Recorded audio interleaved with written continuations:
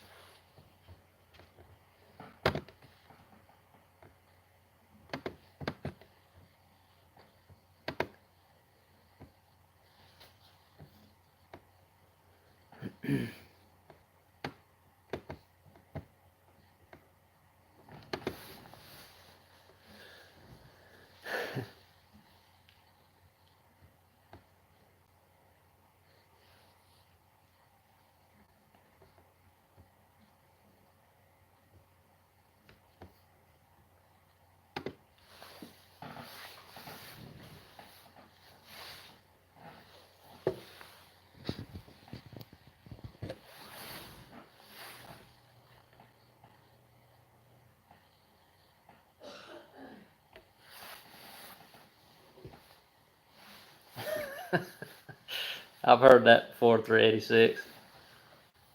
All right, couple minutes, guys. We'll get started.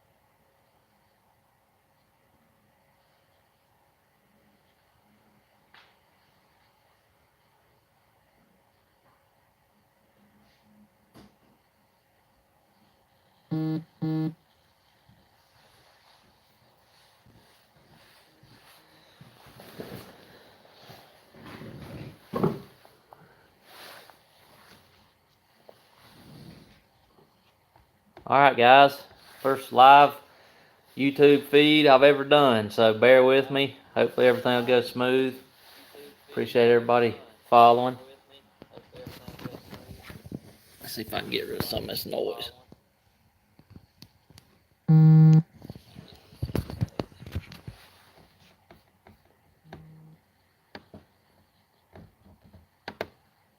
Alright, there we go.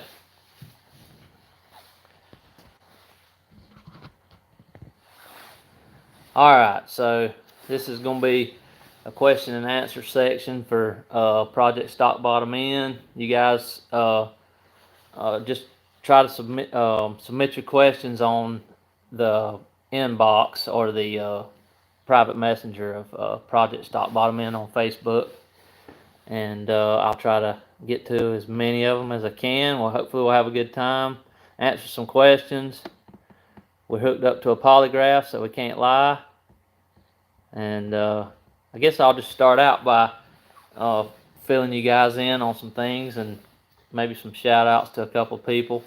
And yeah, if you guys send a question through, it'd be cool if you tell me where you're from, you know, whatever, and all that good stuff. So shout out to everybody that's helped me along the way. Appreciate everybody.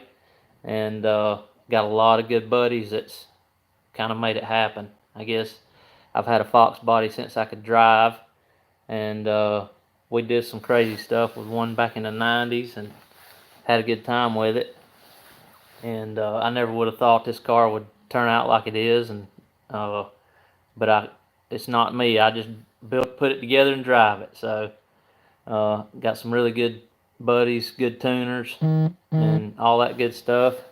Let me get rid of these notifications, guys. Bear with me here a second. See if we can turn this off. Old rookie here.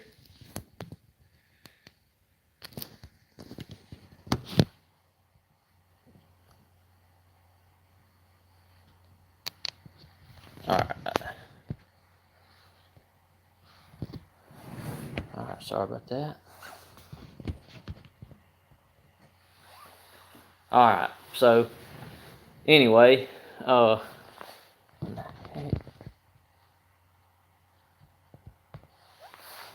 we go. If you guys like watching YouTube and you want to see some really killer videos of some stick shift racing and a good bit of coverage of the coupe there, Spooled Media on YouTube, you guys have probably heard of it, I'm sure. And Street Octane is one word. They do most of our stick shift racing coverage, so that's pretty cool stuff you can find on there. And then yeah, so that's about it for that. And got a real good buddy that's got a dyno, and he's helped me a lot, Rock. And my good buddy Matt Gross does my tuning, and he's done a heck of a job. I'd put him up against any tuner in the world. He's been a great friend, still is. And all my good buddies up in Asheville has helped me along the way. Aaron Burrow and his dad Jim, they've done a lot of fab work because I'm a terrible welder. and J.R. Parker helped me a lot doing some TIG welding. So all those guys, I really appreciate it. So yeah, the car's still together. It's got a couple of bent rods in it. After that trip to SCT, that was a great day, but it had some bent rods before, but we took it around the block after we got back, and I've drove it some, and it does real good. So it's still surviving. I get a lot of questions about, is it still living, and it is, and still good to go. So, but yeah, I guess I won't bore you guys. We'll get into some questions here, and I appreciate everybody coming in. Looks like we got a good many viewers going on, some likes even. So that's good stuff. All right, so let's get it started here. You guys bear with me. All right, first question is from Kelly, and he says, "Is the VS 7875 out of the box?" That's a good question, Kelly. Yes, it's out of the box. There's a funny story behind the 7875. A lot of you guys might already know it, but my good buddy Felix actually let me borrow the 7875 back in the day because we wanted to go fives, and we had been probably 26 O's, and there's some good videos of that, and just that little 70 just wasn't gonna do it. So we put the 7875 on there. Went to the dyno one morning. Matt got on the dyno with us, and we made some good power, and everything was going good. And I think probably fifth or sixth pull made a little noise, and one of the vacuum lines come off of the boost controller and just touched a blade a little bit. And that one little bend, it wouldn't make any boost. That's the craziest thing. No boost at all. So we called Byron up at VS, and he sent us a new center section, and we put that back together and went back to the dyno, made some good power. And the very first, I don't know if it was the first or second pass. Well, we took it to a local track here, tested it, went a bunch of some more 6.0s, and then we finally went to Shady Side on a real. Sorry about that. That's YouTube. Sorry about that. We back, hopefully. Oh, so anyways, we went to Shady Side and went some fives, and then the very next weekend we had a race. So anyway, that's that one. All right. Another good question here. Tips on fuel system and ways to maybe make a fuel system and keep it affordable. That's a good question. I guess I can just kind of tell you what I did, and only spent just a few $100 on mine, but probably don't try this at home because especially I've got stock fuel rails still, so we probably don't want to do that. But anyway, so I started with a stock hat with a stock tank, and T-Web, I'm getting the questions off of Project Stock Bottom End. You can go on the page there on Facebook, and just inbox the question to the messenger there. That's where I'm getting them from. Okay.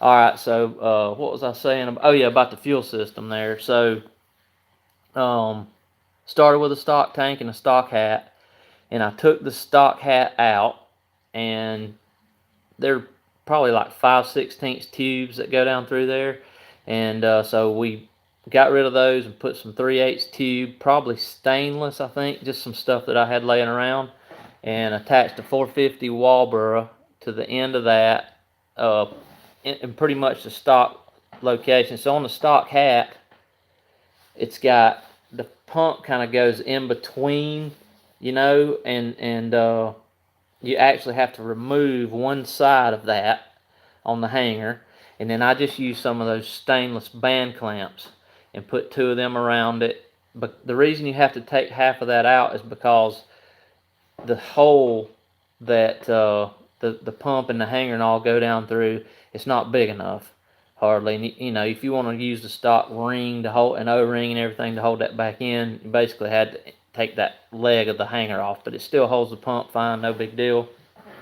So put that band on, and okay, so where the stock tubes, I just basically bent them, put some new tubes, bent them just like the factory was, and silver soldered on 8AN fitting on the feed and 6AN on the return. And then I just got on Speedway motors. They've got some really good cheap fittings, like AN fittings for push lock line. And I used 8 feed push lock Parker feed line, and actually went to a local hose and hydraulic store, and they had it cheap. I think I got it for a 20 foot for maybe like $60 or something, maybe less than that. But anyway, So I fixed the 8 feet off of the pump hat, kind of routed it along with the factory fuel line, and went into a Magna Fuel 8AN canister style, probably 25 micron filter or something, and kind of attached it with some bands around the about middle ways of the subframe connector, and come off of it and come around. And so on the stock rail, I got some lines, the male part of the line off of another car, drilled that out, and did the same thing on that end. I silver soldered on fittings onto that, and then 8, 6, and 8, just like the back.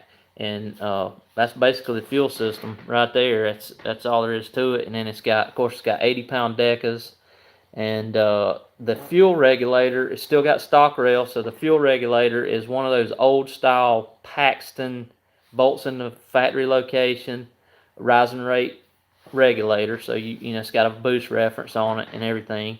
And I guess it goes up a pound for pound of boost, maybe. Does that sound right? I think that's right. And then well, that's basically it on the fuel system. And we run about 50 pounds of base, I think. And the car has always got C16 in it if we're got the gate pinned at the track. So and then, you know, if we drive it on the street some, I'll let it run on some 93, maybe 15 pounds or something. It seems to be fine always. Matt's got it where it doesn't knock. So, all right, let's see.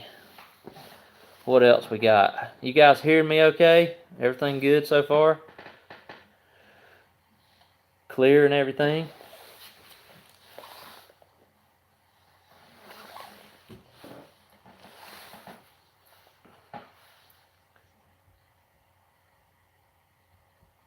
All right. Let's see here. What else? I made some notes here on some earlier questions. Okay.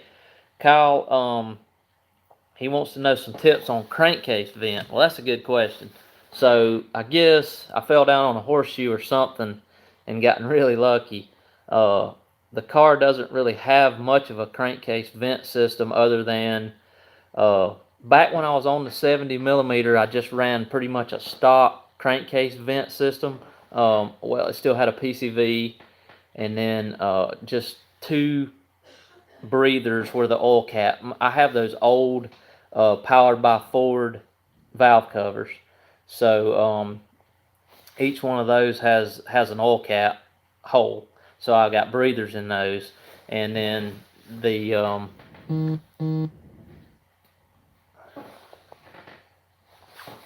you can't see me, John? Seriously? You messing with me? Can you guys see me? I hope so. It's been live 19 minutes. Okay, so anyway, when it was on the 70 and we were running like less than 20 pounds, I had a factory PCV, and Matt one day was like, "Oh, you still got a PCV valve? Let's get rid of that thing." So we blocked it off, and that's all I still have is just a blocked off PCV back there in the back. I think I used like I forget how I did it. Maybe like one of those freeze plugs that twist in there or something. Those rubber freeze plugs, and then just lets it vent out into the atmosphere. I've never had a bit of oil in those filters. Evidently, that is like the best sealed up engine ever. That engine has about 70,000. Well, it had about 70,000 when I put it in.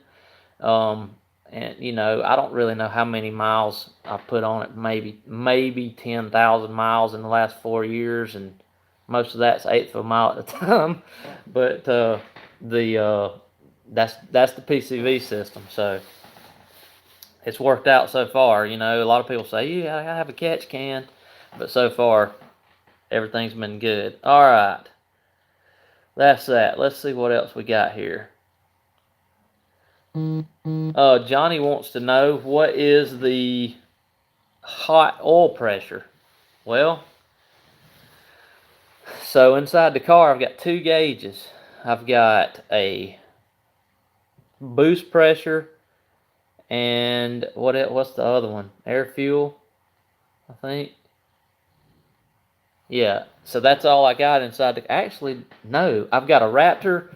I've got a Raptor shift light and a boost gauge, and that's it. An altimeter, boost, vacuum gauge. That's all I got. So I go by the stock oil pressure, which is probably dumb, but it's always had good oil pressure. I would guess that it probably has around 30 hot idle, Johnny, and it probably goes up to 50 or 60. And we run Rotella 10W30 in there. And there's this big thing on Turbo Bullet not too long ago about how Rotella was crap and all that, and I'm just a big advocate for it because Matt actually sent some to Blackstone and had it tested, and it's still great oil. It's $13.99 a gallon. I mean, that's hard to beat, for cheap oil. So that's what it's always had in it, and it's always had good pressure, and we'll find out someday how the bearings look. All right, so let's see what else we got here. This is a good one from CJ again, I think. No? Glitched out there for a second. What are some things to avoid on a high horsepower 302? Well, that's really a good question, but it's an easy one, and that's detonation. Any kind of harmonics or detonation or anything like that destroys them. And I think that that's just been the key to us. We've always kept it below 6,000 most of the time. It's got a really good Romac Gold balancer on it, and you just the tune has to be spot on for the load, and when the load's high, you've got to keep the timing out of it, especially if you're going to run pump gas. But I guess probably a good thing to. I think I've just gotten really lucky, but I really think that a mass-produced 8.2 deck 302 is very capable of making 500 or 600 horsepower for a long time, as long as you keep the knockaway. I think that's just a given, really. And everybody says, oh, they won't make 400, 300. Well, I've seen them break stock with a bad balancer. It'll break the crank off the end of the end off of the crank with a bad balancer. So get a good balancer. You don't necessarily have to get a Romac. Any good, decent Ford racing balancer or anything like that, should be good to go. I do not know how to turn those notifications off on that phone, so we're just going to live with them, and maybe next time I'll get it. Sorry about that. But anyway, good balancer. Trick Flow makes a good one. Ford Racing has a good one. It's probably, if you spend $150, $200 on a balancer, it's probably going to be good. I like the Romac Gold. Ed Curtis sells them at Flowtech Inductions. Pretty decent price. I think they're probably $300 or something, maybe. But it's been a great. It's what happens to them if the stock balancers. It's 50 ounce. Of course, you guys know that they'll rotate a little bit, so the actual weight is not in line with where it needs to be versus the crank and the flywheel and all that, and it'll just shake it to death. It's happened to me a bunch before. I've never broke a 302. I've blown some head gaskets and stuff, but I hadn't never really broke one. But I've had some buddies that have had balancers broke on pretty much stock cars. Maybe one's making 250, 300 horsepower, and seen them break. So it's not really the power level. And an old tuner told me this one time, and this is probably the best information that I've ever had and could ever give anybody. So I'll share it with you guys before I go to the next question here. Make your power with boost. So if you've got, let's just say you got a bone stock Mustang like my buddy BJ's got, and it makes about 400 horsepower. It's untouched other than an on-3 kit. So with that car and those iron heads, if it made 6 pounds of boost and you had 1 degree too much timing in it, it would destroy it. But you can make all the boost you want as long as the timing's correct. So you don't really worry about boost pressure and making power. Just worry about keeping the knock away, And so that's really good tune takes a lot of that air out, So that's what blew them up in the 90s, I think, is just people pounding on them with nitrous and a belt-driven supercharger, and only the people up north like Lydio and people like that knew how to get into the ECU, or maybe they ran Excel DFI back in the day and they could control it, So that's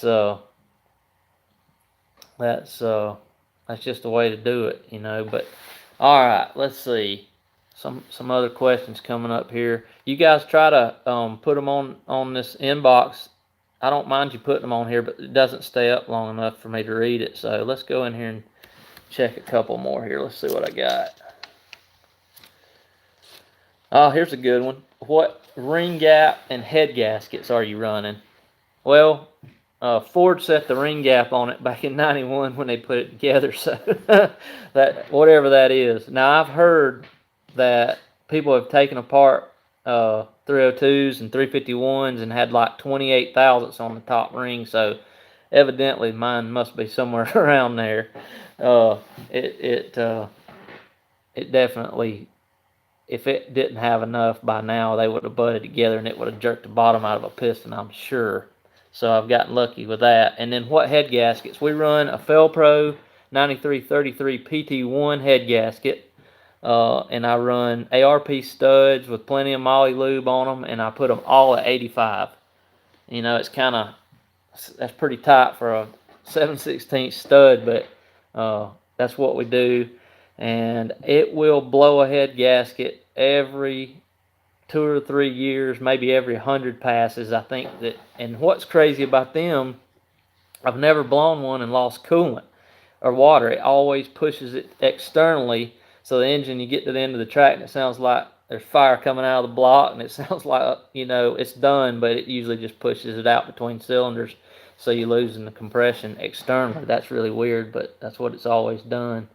I think one time when it was close to, like it's always been, but it had low boost pressure. I was messing around on the street, and the radiator was a piece of junk, and it got a little hot, and like a week later I was just driving and I lost some coolant, but that was a whole nother thing. It wasn't even in boost when it blew that time. So, alright, let's see what else we got here. Why is John Simmerly so sexy? Just because he is. Oh, that's a good one. Alright. Steph, yes, she wants to know, will this be uploaded so her husband can watch it? Yes. As long as the gulag guards of Google and YouTube don't ban my video.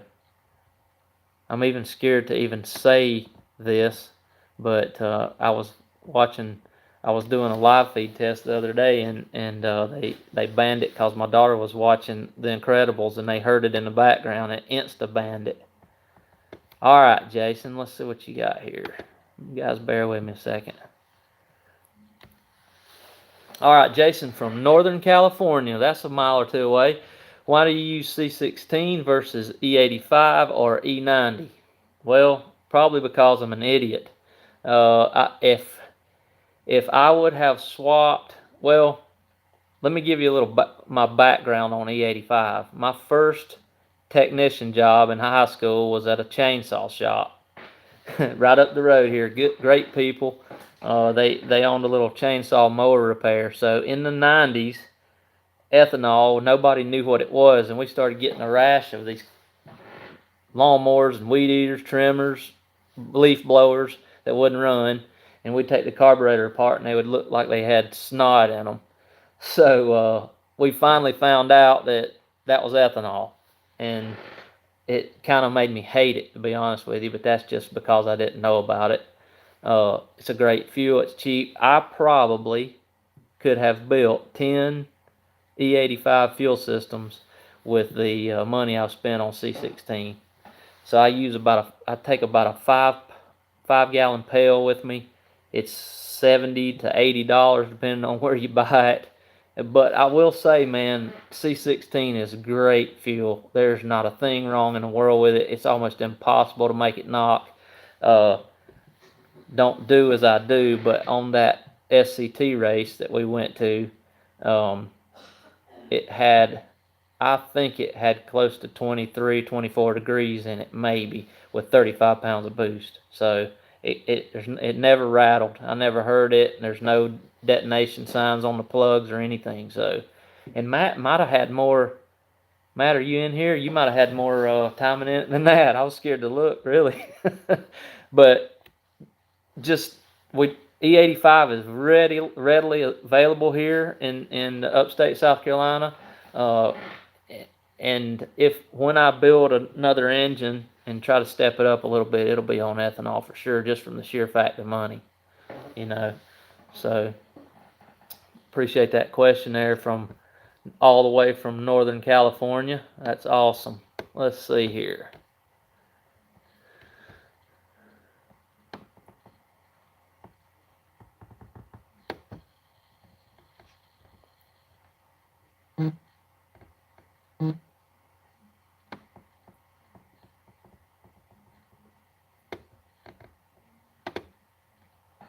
Let's see what else we got, guys.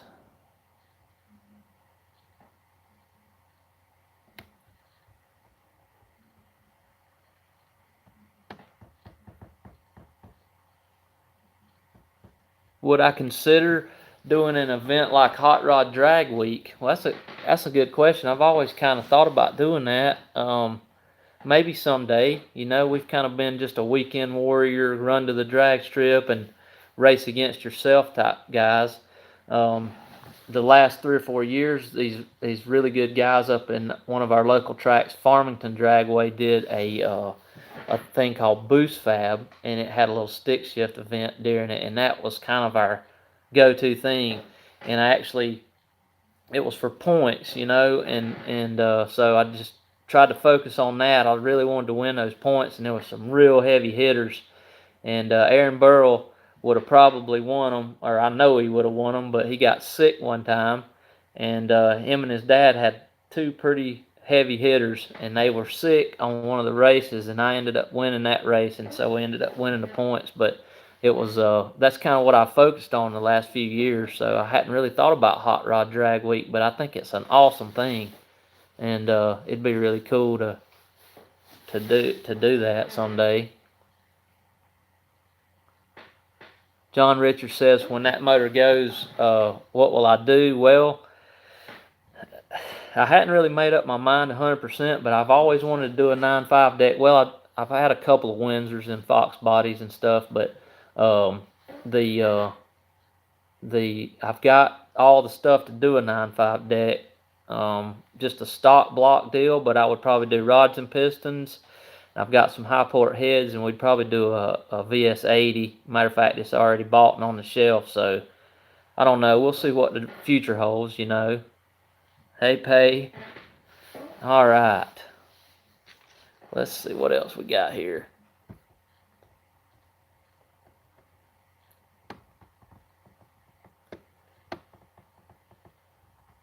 But yeah, some of that deal about the timing, if you guys can just keep your timing really low and have a really good way to control it, you know, that Mega Squirt that we run, the Stinger Performance Pimp XS, I pretty much feel like where you put what's up, Jesse? Where you put the timing, it stays, you know, so it's like you buy that, you get a stock or like a base tune for your injectors and your size engine, and you just work off of that, you know, just start really low. It's almost impossible for me to say a number, but I've found if you're gonna build a mild-headed 302, just say like a small 190 valve, 165cc head, and a small cam, you know, something that's gonna make power around 6,000. It's I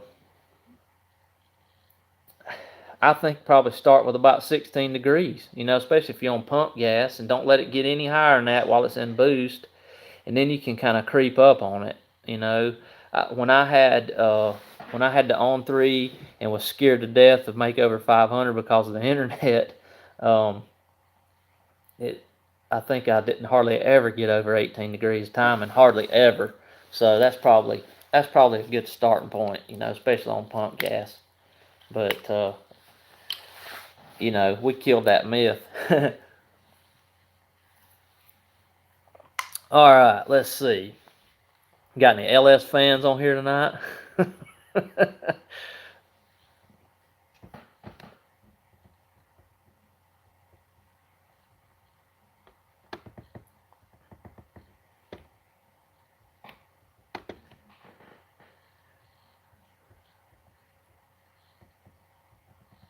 Bear with me, I'll get some more questions here.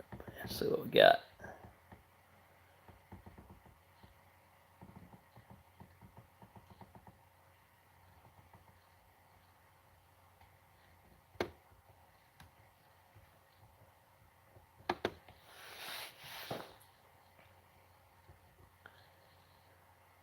How do we control the timing? So we've got basically a stock distributor, OE Motorcraft distributor, and with the pimp. Now, for you guys that's still on the stock ECU, we use motes with a quarter horse, and I'm an idiot at tuning, but it will get in there and do a lot of that, and you basically just have to build a map and whatever load it's in. So the stock ECU uses all mass air, but you can make. I think I made 550 or close to that with the stock ECU, maybe close to 600. But we ran 60-pound injectors and an SCT Big Air 5000 mass air back then, and it ran really good. It lasted a long time. Never had no issues with it then at all. But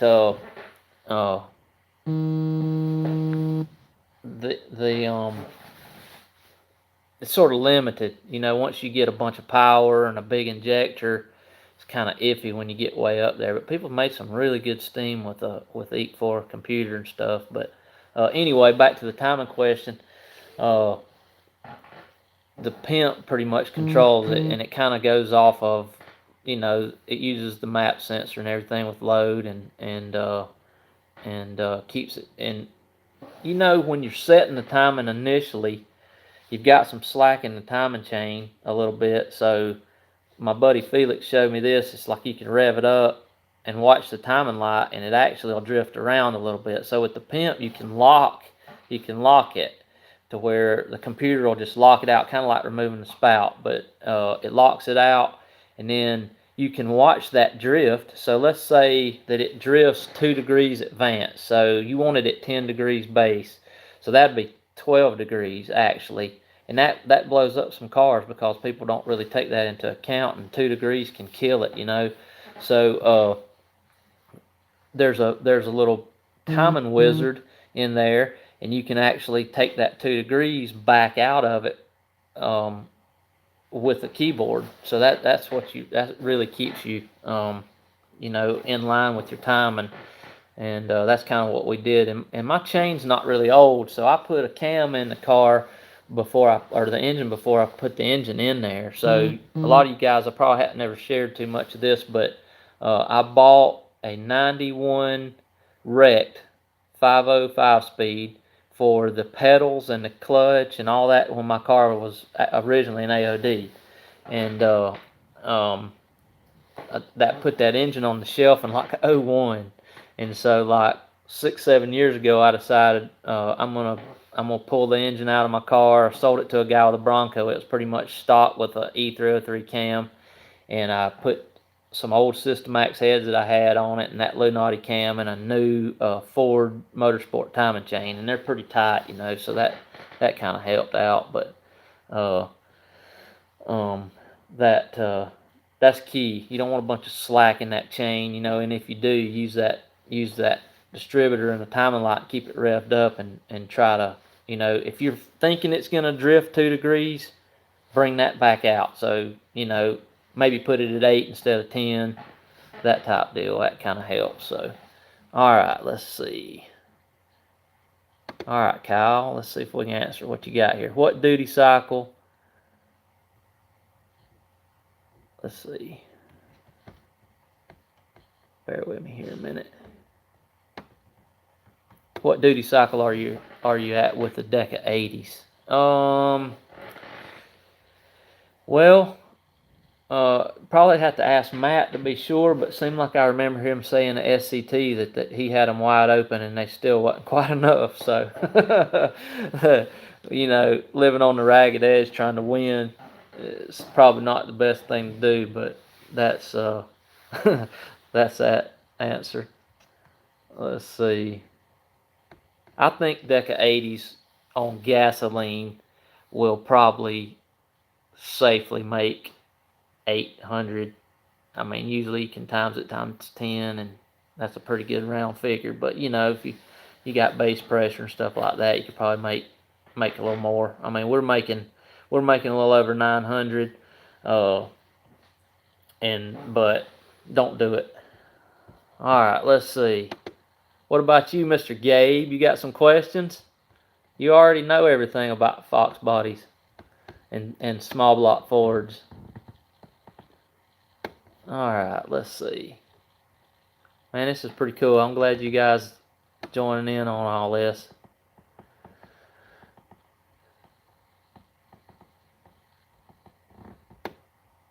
Jesse, you still there? You got Sleepy Town.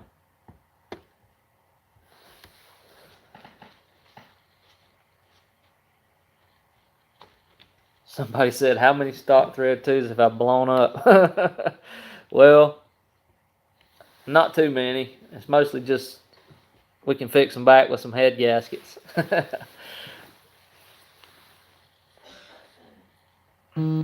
Secret's luck, John.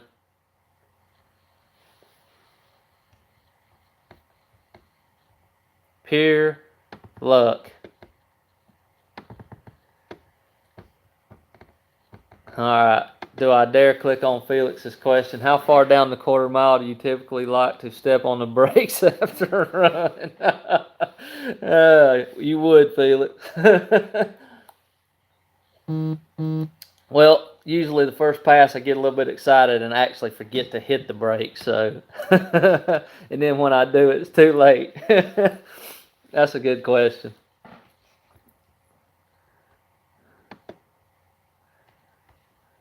Gabe says, how many ounces of unicorn urine you put in the oil to bust 900 horsepower? Oh, all of it.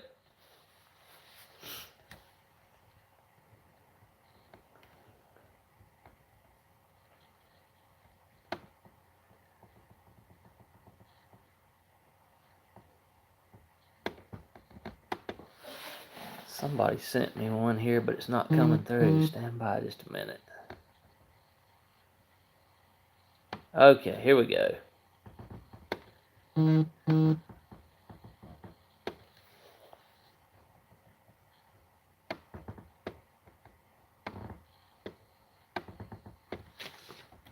Alright, what's the max boost and total timing for the boost that we ran in the quarter mile? I kind of touched on that a little bit earlier, but basically we put the boost reference pressure back on top of the gate just so to see if we could keep up, and I think the log showed about 35 pounds in fourth gear, and I'll have to ask Matt, but I'm pretty sure he had like 23 to 24 degrees in it.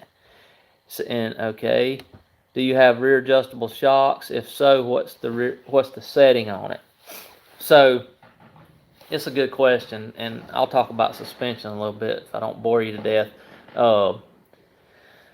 And I'm not a guru on suspension by no means, but I've got a pretty good way to tell you how to do it. So yes, I do have strange 10 ways, and I normally leave them midways about 5. And I think sometimes, depending on the track, we'll soften or harden them up a little bit, but the center section seems to be the best. And we run a 90-10 on the front. Old wore out Lakewood from the 90s. It's probably got oil running out of it everywhere. But what I was going to tell you guys about suspension. Guys at UPR and Team Z probably kill me for saying this, but they're all good guys. A Fox body stock has a killer suspension on it. Now, not necessarily the parts are not killer, but the setup's killer, and that's why they work really good at the drag strip. So, what I tell people is get you some solid arms, upper and lowers, solid bushings, and turn the pinion down towards the ground about 2 degrees. Now, pinion angle doesn't necessarily affect traction per se, but if your control arms and your rear end is in the stock location and you turn that pinion down a little bit and everything's solid and it can't move, you can ride wheelies. And that's just that. I mean, that's as simple as it is. If you got a good slick and a good sticky surface, it'll hook. You just don't, the factory arms flex, those weak bushings flex. So if you can get some of those really good, we run a UPR double adjustable uppers and lowers on ours and a stock spring with about a coil and a half taken off.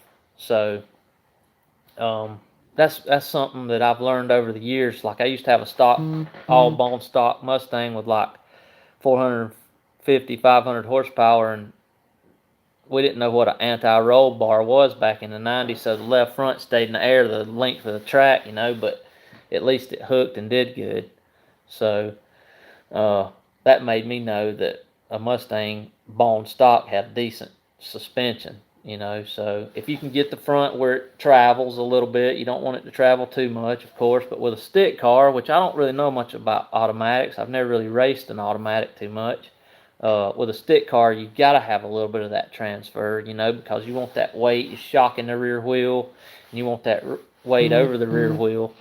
So that's good stuff. And if you can keep it solid and keep it from moving, and so what you're doing when you're turning that pinion down is you're fixing that center line of the geometry of the suspension where it's perfect, which it's almost perfect anyways, to me.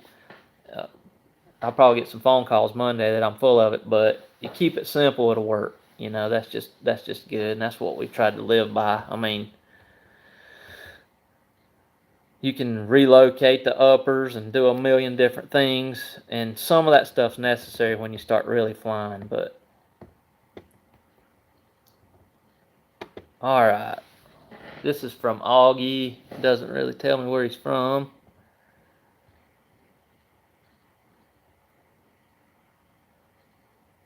Let's see here.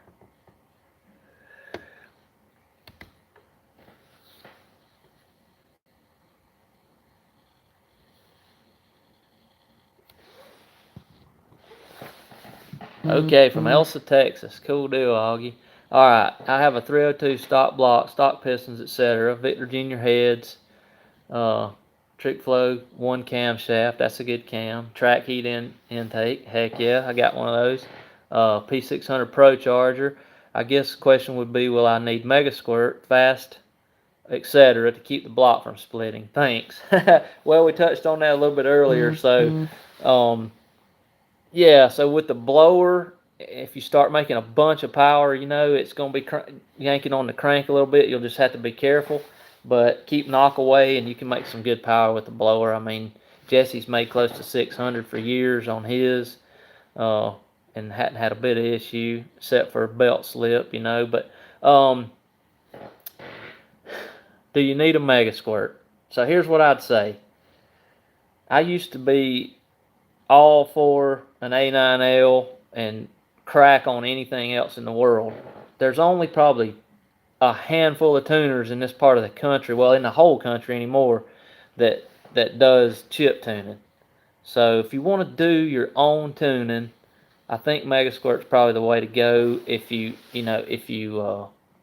on a budget, especially like the Pimp. It'll plug right in, and it's the interface is free, it's cheap, easy to use. So the EQ4 is 30 years old probably that you've got. You're probably going to need a probably $250 to $350 mass air if you're going to start making some good power, which with those heads and stuff you will.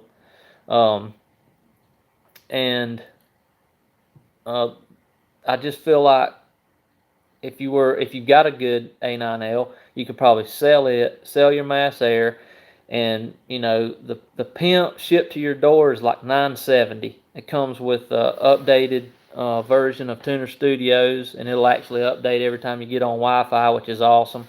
It's got a really killer support online, and all the Mega Squirt based stuff does. It's all good stuff, and you set it and forget it, and I think it would definitely help you in the long run, especially if you want to try to do a little bit of your own tuning. I think it'd be great. But I'm not taking that away. If you want to run a stock ECU, you can make some good power with it. I don't know this for a fact because I'm not a tuner really. I've been trying to learn, but it's not really easy to tune a stock ECU, I don't think. Now, some people might think it is, but it's kind of like you're taking a stock tune and fooling it, so that's kind of so with the pimp or the MS2 based plug and play or any of that gold box or anything, you're kind of starting with a good tune, and then you fine tune it, and they all do have, most of them have auto tune feature for the street and stuff if you run a wideband. So that's what we do. All right. Hope that answers your question there, buddy. Appreciate that question. That was a good question. Let's see. Yes, Holly is definitely not cheap, but Holly's good. Am I still running the Walboro 450? Yes, still running the Walboro. And it's been a good pump. I actually had a 340 before that when I had the on 370 on there, and I made some good power with it, but it kind of started fizzling out on me. And there was some suspicion that it might have been a clone. I got it from Summit, but it looked funny. And I think there was a time when Aeromotive was going through some people cloning some of their pumps, and they looked almost identical.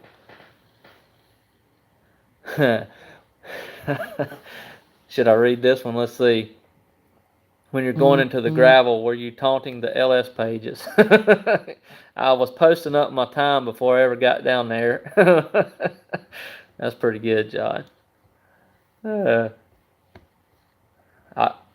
It's funny that Jesse Clyber, Big Clyde, put my YouTube video up and said goes 145 and loses his brakes or something. It's like, that's what I'll be remembered by, not going 154 and a quarter with a stock 302.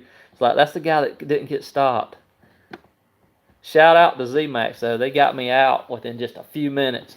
And it's funny, I remember like thinking they were going to pull me all the way back up to the stand so everybody could look at me and laugh at me.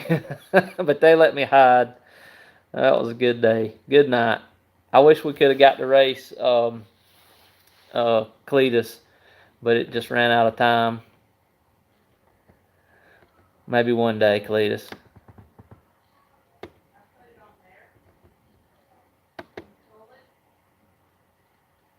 Felix says, take that jacket off. It's 75 degrees here. Keisha's got it freezing in the house, man.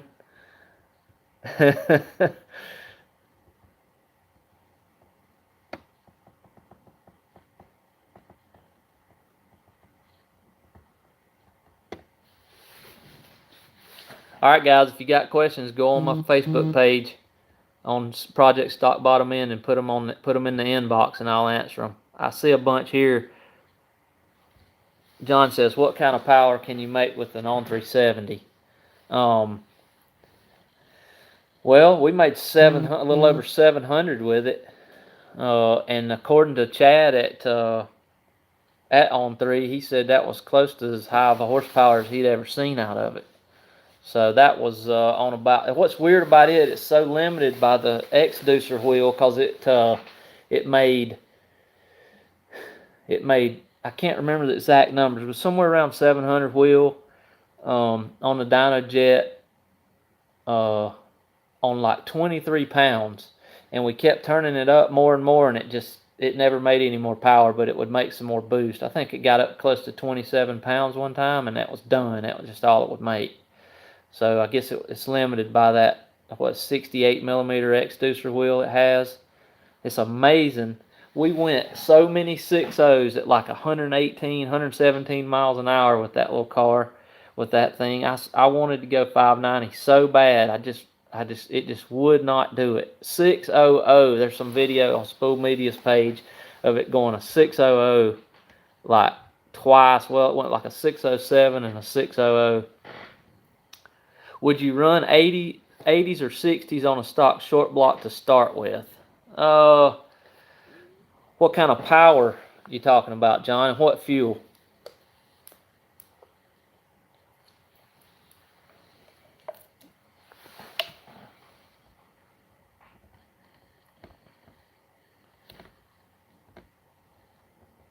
$93 to start with, and you're gonna yeah, well, either one's fine. If you gotta buy them, I just go ahead and get the 80s. You know, it's like a misconception that the bigger the injector, the worse it is. But I mean, for idling and stuff like that. But if you're gonna run a pimp or a mega squirt, or even with the factory computer, if you got a good tuner, I mean, I think the factory computer will idle a 120.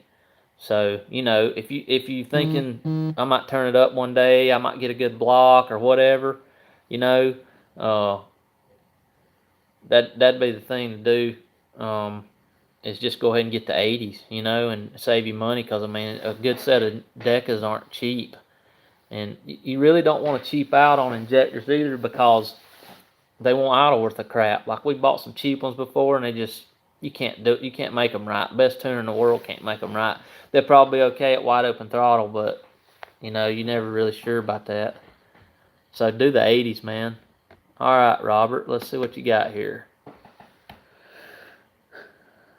Robert from Asheville. What kind of compression readings are you getting on the cylinders, and has it changed much with adding of power? That's a good question, Robert.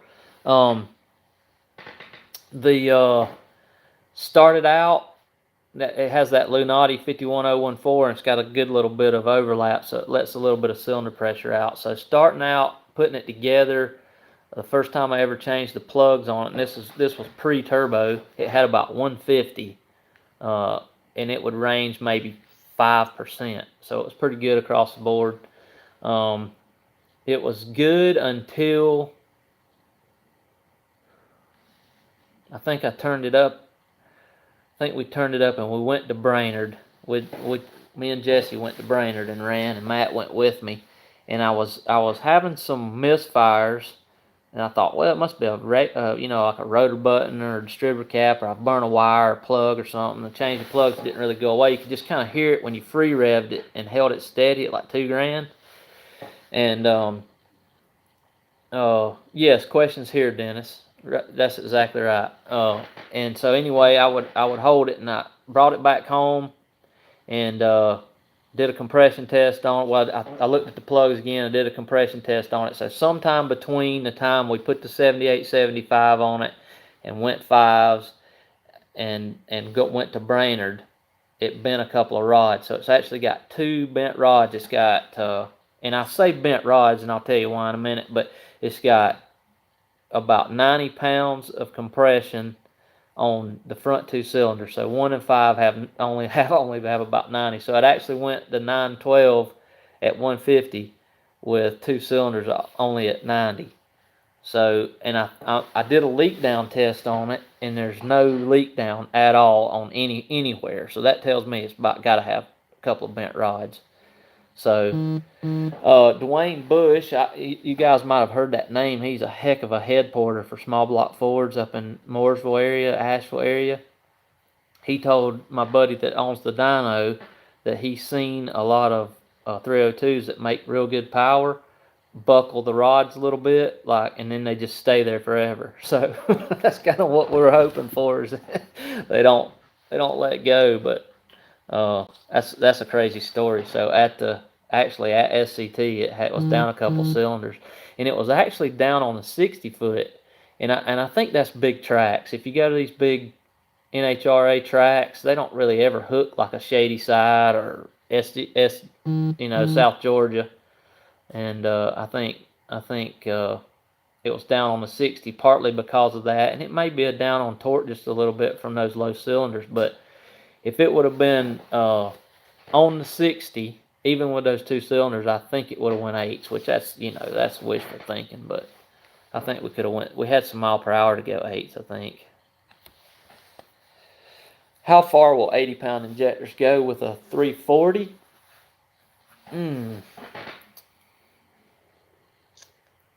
I think the 340's kind of done at like 600, 650, man. You know, it's especially with the turbo, it really needs fuel. Just be careful, you know, you don't want to run out of pump and run lean, so maybe keep your boost moderate for that, you know. All right. Let's grab another question off of the stock bottom end page. Mr. Carlos says, what spark plug are you running and what gap? That's a good question. So we run a BKR 7E NGK plug, and normally about 18 thousandths on the gap. It can go up to 20 a little bit, but it'll break up a little bit because it does have MSD Digital 6 for the capacitive discharge. You know, I think it helps it a little hotter and stuff, but in a decent MSD coil. But 18 thousandths is about all I can get away with when we're really leaning on the boost hard. It'll break up with too much over that.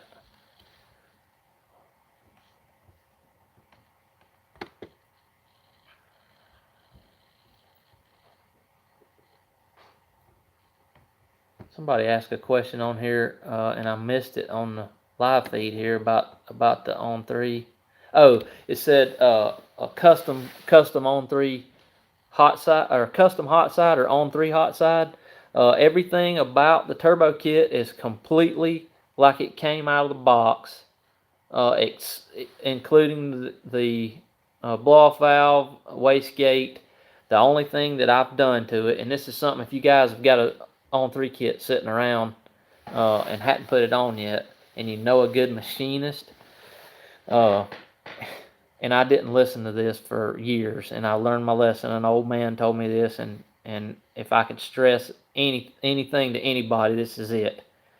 Get those headers flat at a machine shop on the surface where they mount to the block. They'll just put them in a head planer, like for doing a steel head. Cut them off and use whatever kind of high temp RTV. I like the copper, but anything works. Gray, black, red, doesn't matter. But if you use that copper, put it on there pretty sparingly and tighten them down good. That's all you need. Throw the gaskets in the trash. You know, you don't need them. I've never had to deal with that. Like when I've blown 2 sets of head gaskets in 5 years, and I don't think I've ever unbolted those headers off of the heads. I just take a motor hoist and lift the head, turbo, and all off of there and put a gasket on it. But just because the on 3 headers are a pain, man, you guys probably know that. But back to is the kit stock? It is. One time at a Boost Fab race, I lost a race because it blew the crossover out, and I was done. I was like, what do you do? Get a Pringles can and put on there or something and tape it up? We just didn't have anything to fix it. So I was kind of done, but Matt welded me on a stainless Vibrant one from Vibrant. We got it from A-Tech and welded on, and it's been great. But that stainless, or the factory one, gets dirt and stuff in it, and it's just mild steel, I guess, and it just breaks, and then there goes your exhaust, you know, so you don't have boost. But everything else about it stock. Of course, the head unit, you know, VS 7875. So header bolts. That's a good question, John. Mr. Gasket makes some 1.5 ones, I think, and they have the little bitty 3/8 head on them, and they seem to me, I think I'm telling you right, 1.5. It might be 1.25, but you know that flange on the on 3 is pretty thick, and he only takes just enough off for me. And I've put several kits on for people, and I've planed them all off, and he just barely, probably like 8 thousandths or 10 thousandths, but they're warped because those little guys that weld them together get them pretty hot, I guess. But Uh, I found those header bolts work the best. Now, there's a couple of tubes. I think the ones that come out of cylinder 1 maybe, and back at the back, it's really tight bend there. I use a little bit shorter one there. But you definitely want a little bit longer bolt. And the Mr. Gaskets ones seem to work the best. Now, what I do is bolt them up there as tight as I can get them with red Loctite, and do a heat cycle on it, and then let it cool all the way back down and tighten them again. They've been good for years. Something else that Rock and Matt do, and Jesse did on his, and I haven't done on mine because I like the punishment, I guess, is where the downpipe comes off the back of the turbo with the 3-inch V-band there or whatever. A lot of people cut that at the firewall and put another V-band there, and then that way at the track you can just like loosen them 2 V-bands and get to those plugs really easy. So that's a good thing to do. That seems to work out really good because, man, that thing can be a pain. All right, hope that's a good answer for you there, buddy. Let's see. We got 40 people watching and a good many likes, so that's good for a first-time rookie YouTuber. All right, let's see. Plug wires. I'll go ahead and answer that before I get yours, Dennis. I wished I had a part number with me. We found out that Summit makes some wires, and I'll try to put it up on my page later for you guys because this is good info. I'm not sure who they're made by, but they're probably some of the best wires you can buy. They're really heat resistant. I believe they're 8mm ones. They're about $68. I used to know the part number. You can get them any color you want, but they say Summit on them. And I'm pretty sure they're either made by Firecore or one of those really good companies because they are a killer set of wires for the money.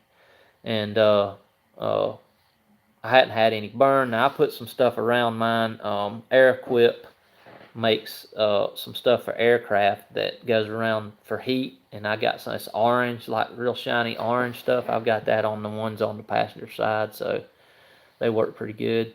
But I'll post that up. If somebody will remind me, I'll post up what those wires are. They're a killer set of wires, and I mean, not taking anything away from anybody else's wires, but for the money, I've got the black ones, and they're great. And I'll go ahead and put it on record and tell everybody on here that Ford racing wires are junk. Absolute Chinese junk. Don't buy them. And if you got a set, take them off and throw them down through the woods and get some more. They're no good anymore. Now, 20 years ago, they were some of the best wires you could buy. They're junk now. All right, let's see here.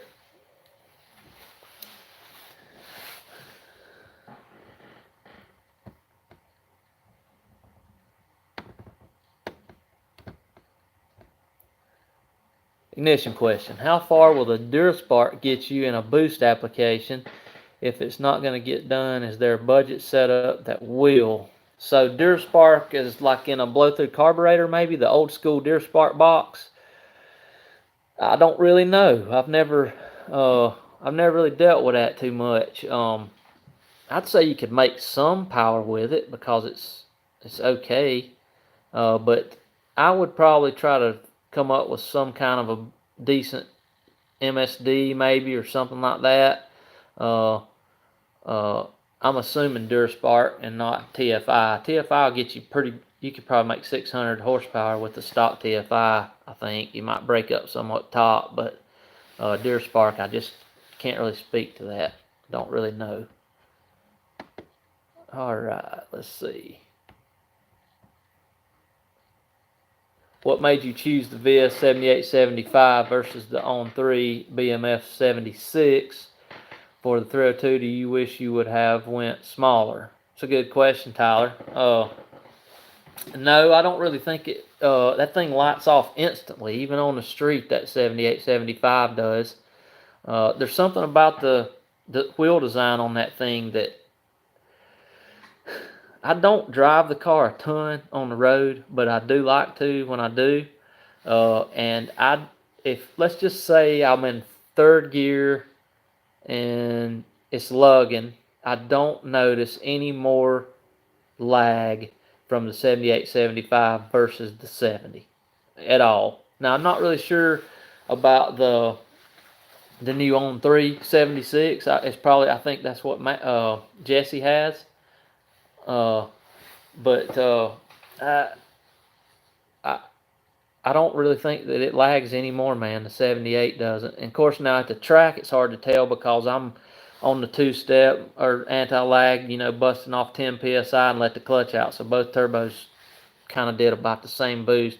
I found something I could share with you guys if you're going to do stick turbo. I mean, it's kind of rare that people do it, but I love it. But if you can use a pimp or an MSD or something and rip as much timing as you can out on the hit and build some boost, for me, somewhere between 7 and 10 pounds is best because it like spins with too much boost and bogs with too little. So that's a real good. Jesse was asking me this the other day because he was going turbo this year, and I think that's just a good sweet spot, is that 7 to 10 pounds. That's a good question, man. If you get that 76, let me know how it does. I think that I really like the VS Turbo, man, though. I mean, Viron's been great, and it's just good.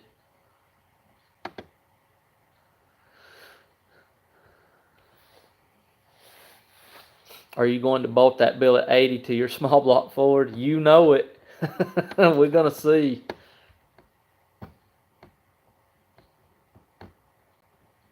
We're going to find out, Jesse said. Send that question through again. You said, tell us about your trans. Is that all you asked? It faded away, and I can't get back to it.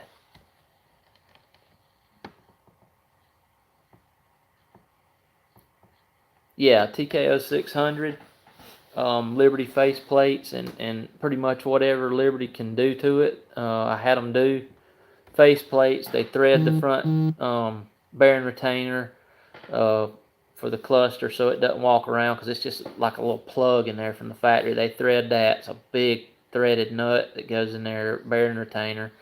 And then heat treatment of some of the gears, cryo treatment on some of them, and then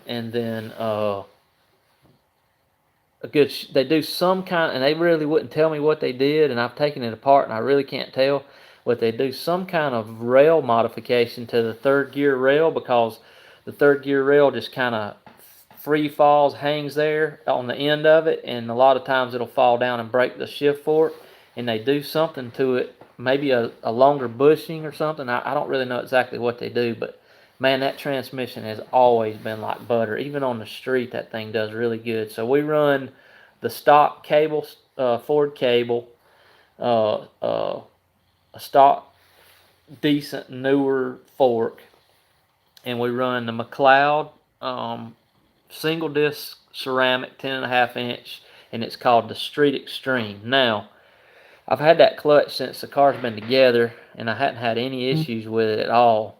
But I've told some people about it, and they've called me and said that it didn't hold. So I don't really want to give anybody the wrong information. It might be because the car's a little bit light. My car weighs 2,900 with me in it, with fuel and everything. So I don't know if it's the weight. I don't know if it's because my car brings the power in on down the track a little bit more, or what. But a lot of people I've told that made way less boost and power than me said, hey, the clutch didn't hold at all. Now, also, actually run the throwout bearing into the forks just a little bit to make sure, and that to me would make it less pressure and make it slip if it was gonna slip. But I just do that so I know that it's disengaged all the way. I've just always done that so I can just barely hit the clutch. But that's kind of a little trick that we do there. All right.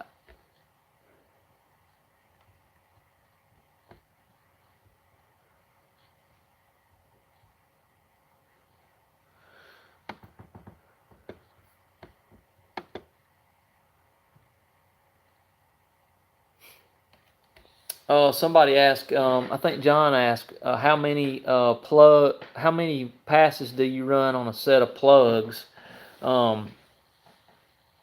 I probably just leave them in there like a whole season. I know people would take plugs out every pass, but every time I've ever taken mine out, they look brand new. So we just leave them alone, leave them in there. It's like throwing money in the trash to me. So we'll probably at least, you know, I don't know how many passes I did in a season, but I hardly ever changed the plugs unless I thought maybe it was kind of lagging behind or something. All right, here's a good question. TJ Darnell says, what RPM are you leaving at the track? That's a really good question. Because it varies a little bit. If it's a real good track like Shady Side, we'll try to leave about 5,300. Well, so my car's a little weird about how long you stay on the two-step is how much boost it builds. So I've always fought that. That's like a science to that, and I'm cheap, and I never have bought a line lock, and I should have. But what would be perfect is to have a line lock and get it pre-staged, set you a little bit of brake pressure, and just get some RPM up and bump it in with the clutch, and that way all the slack's out of the drivetrain, and then you can go to the wood and get some boost built up. With me, I just got to sit there and rev it up and hope like I get in there first, and it's a fight to the end. But if I can leave on about 10 pounds, we can, a good track will stick it at about 5,300 and not spin. You hit it with too much over that, and it shocks the tires a little bit. But now, say I ran a 26 for years, and you never knew if it was going to hook or not. You always like, oh, I hope it hooks. But with the 28, if you leave under 5,300, it's not going to spin. Good question, though, man. So 5,300 and adjust that a little bit depending on the track. Like a real bad track, I've left at 4,800 because you just go out there during the day during testing and it never hooks. It just knocks the tires off, you know. So we'll go down, maybe loosen the shock up a little bit.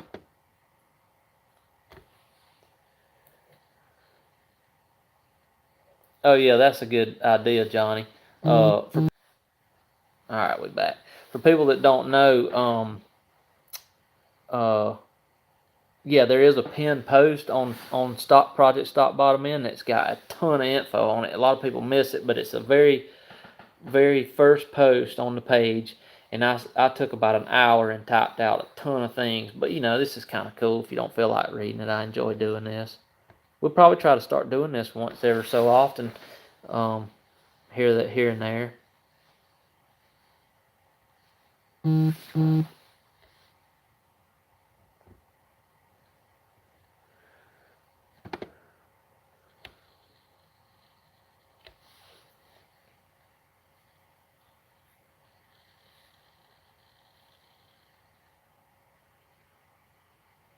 Would you recommend doing the old school F cam or the 5104, or spend the money for a custom cam? Have you considered the change? Yeah, sure. You guys probably figured out I'm cheap, and I had that 51014 left over from the 90s. F cams are good for boost, I've heard. I haven't ever ran one. Custom cam's probably worth every cent that it cost. I mean, I think if you call up a good custom cam company like Ed Curtis or somebody and say, hey man, this is what I got, fill out the worksheet, it's going to get every ounce of power out of it that you can get. The 5104 is actually supposed to be a terrible cam for turbo. I mean, it works okay for a blower or nitrous or motor, but it just has a ton of overlap, and the center line's wrong and everything. So maybe it's why it's helped the car live. I don't know. Maybe it's letting a little bit of that boost pressure out. It's kind of a guess, but I love the way the cam sounds. It's an awesome cam, but it's tiny. I mean, it's like not much bigger than an E303 or something. You know, it's like 512 lift, maybe much more like an F, I guess. All right, let's see here. So yeah, if you got the extra money, get the custom cam, man. It's worth it, you know.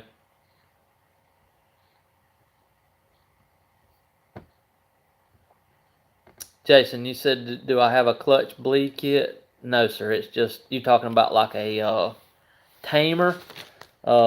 No, I just use my leg, man. I never have been big on those things. You know, I don't take anything away from anybody that uses them, but I've always just kind of let the clutch out in one motion instead of dumping it or moving your foot out of the way or easing it. I just kind of release it all in one motion. So,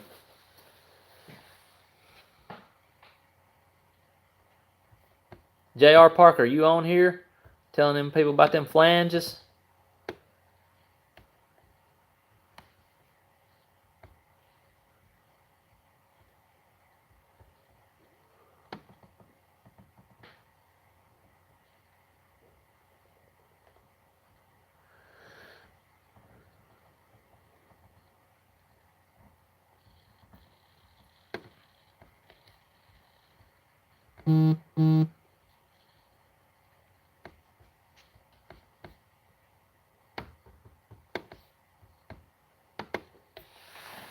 All right, let's see here. We've been live for about an hour and 22 minutes. Let's see. Craig, for a guy going turbo starting out on a stock block 302, would the on-3 kit, like the package PAS has to be a good starting point? Absolutely, man.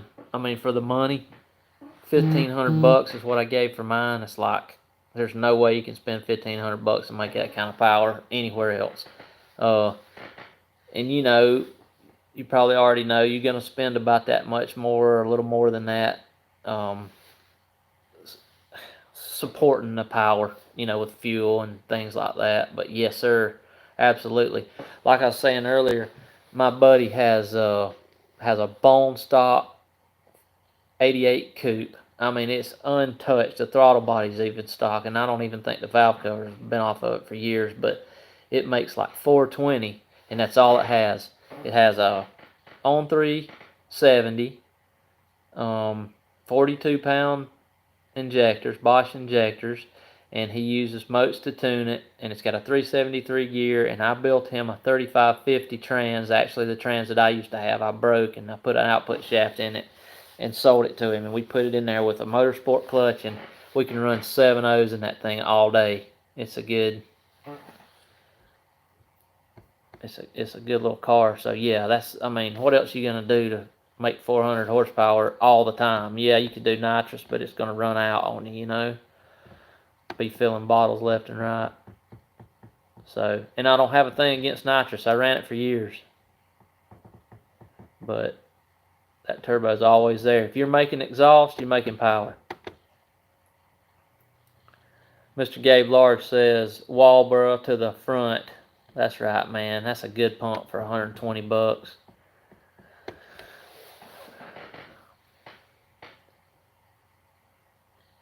What's the wastegate and blow off setup? It's the stock on 3 jump stuff. Shouldn't have said jump, but yeah, it's what it come with. Any advice for nitrous guys on a stock 302? Yeah, just be careful with the timing. Just like run that 7 heat range plug probably, maybe, and take 2 degrees out for every 50 horsepower, and make sure you got plenty of fuel. If you do a wet system, always go a little rich, not terribly rich, but a little bit. That's old school nitrous mentality, but I would use that on an old school Fox body, you know.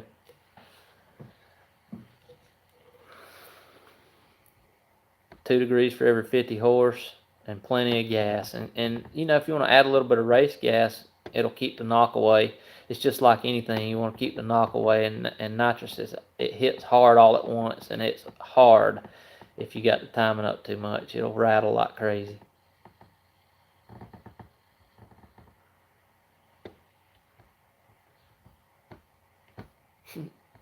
Felix, we're not answering that.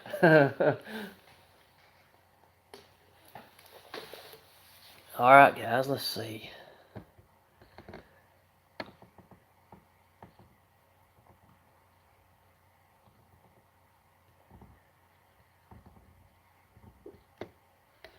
Shout out to all the young kids on here that's working on them Fox bodies with their parents, man. That's what makes the world go around, with their dad going out in the garage. I miss them days.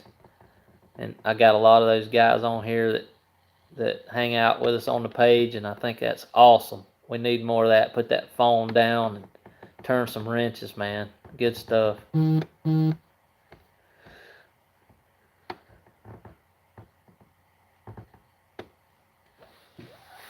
What do I think of the On3 fuel system? I really can't speak about it, but I can tell you that their hat, like if you buy an 03, 04 Cobra tank, their hat that holds pumps is pretty good because it's just a billet piece of aluminum. It's hard to mess that up, you know.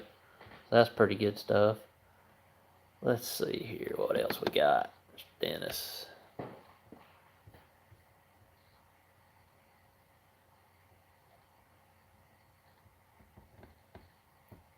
Says the LS guys say that a roller block won't take any abuse. Just read your build sheet. Really makes me want to bolt on an EFI setup. Just need a standalone controller. Killer. Thanks, man. Thanks, Dennis. Yeah, I definitely think you can control air, fuel, and spark a little better with EFI than carb. And you know, there's been a lot of 302s and 351s get split from abuse and timing malfunctions and everything else. And I guess I know there's some out there that split just because they split, but there's also been a lot of LS engines that's blown up too. So, not taking anything away from them guys. I own a couple of LS engines and they're good, but they ain't the only engine in the world that can make power. That's for sure.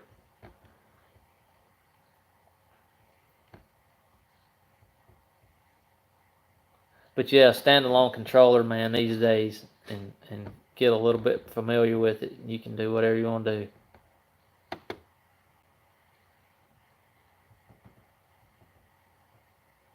Tyler said, how far did you push the T5 until you made the switch? Well, that's a pretty good question. So I had it in there, and I was making about 500 wheel, and I was just scared to death it was going to break. And like every time I would do a third or fourth gear pull, it seemed to me like it just got noisier. It never broke or anything, but it just felt like it was just a lot noisier every time I hit it. So it was still decent, and a friend of mine needed a good transmission for a stock car, so I still had some value. I sold it and bought a 3550, and the 3550 was great. It was synchroed, and there's some videos on here on YouTube here on my channel of me running it, and it shifted almost as good as the face-plated 600.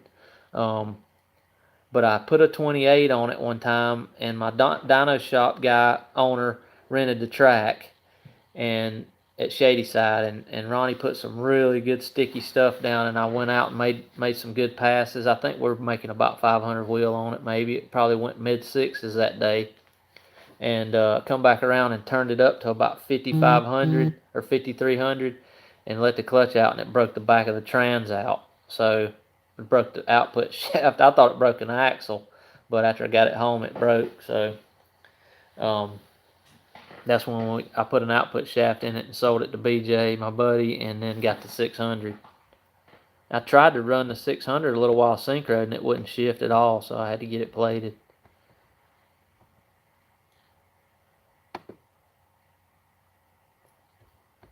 Dennis says, do you tune your own stuff? No, Dennis. I'm terrible at it. I'm learning.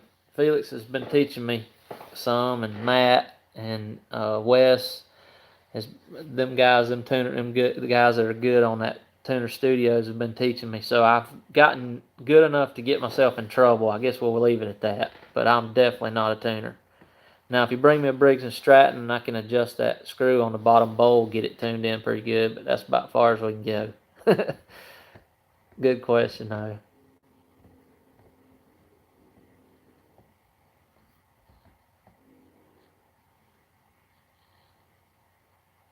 Chad Martin, does a bigger turbo necessarily mean more boost, hence more power? It depends, man. You know, you got to have a certain amount of exhaust to spin the exhaust wheel, and I'm not really an expert on that, but you know, to a certain extent, if you've got enough power, enough airflow in an engine to turn a big enough turbo, then yeah, the bigger it is, I guess, the more power it makes, I guess. But I'm not an expert on wheel size and ARs and stuff like that. I just don't know a ton about it. I'm learning though.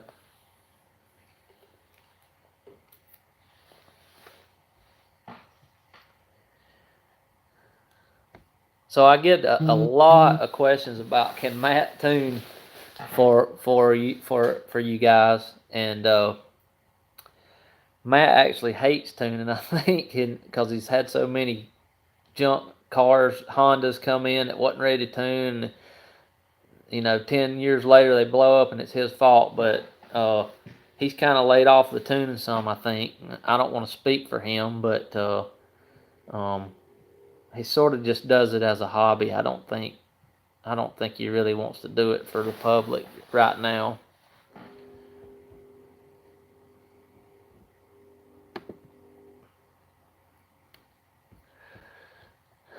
What's next? Tyler said. Let's see.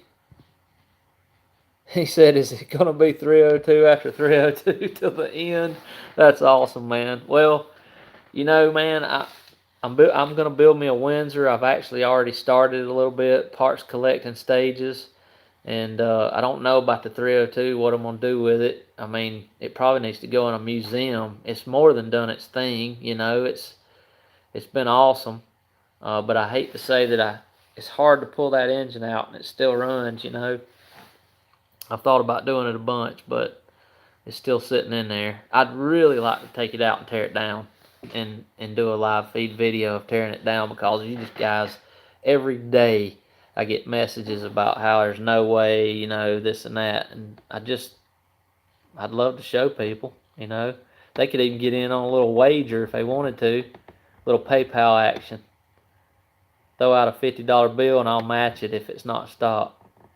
That'd be pretty cool. Then I could buy a block. Alright, let's see here what anybody else has got.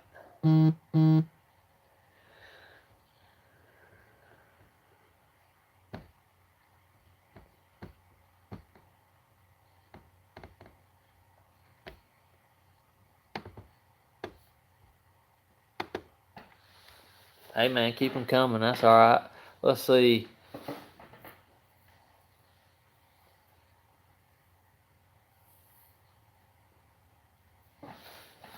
Being that the old Systemax heads are hard to find, what would you consider being a close runner for the On3 kit as far as heads by AFR, Edelbrock, etc.?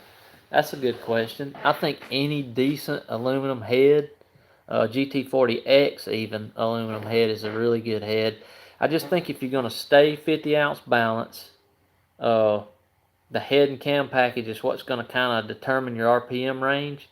So I think if you're going to stay 50-ounce balance and try to make your power at 6 or maybe just a tad over 6,200 or something, you want to stay with a pretty small head, you know, like a 185 or smaller probably. Because I think when you start doing a high port or, you know, a big head like that, you're just going to have to wind it to the moon to make power. So if you can do like my head, it's like a 165, 190 valve, 160 in the exhaust, just a small head like that. AFR makes a good head. Edelbrock Performers or Performer RPMs are good heads. I'm not really sure about. I've heard people run those Pro Max heads and do really well with them, but I don't know anything about them too much. But even a good Trick Flow Twisted Wedge is a dang good head. They're tried and true for years. You can't go wrong with them.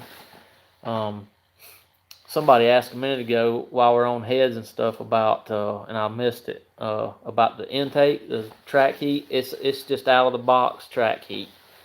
It's not ported or anything. So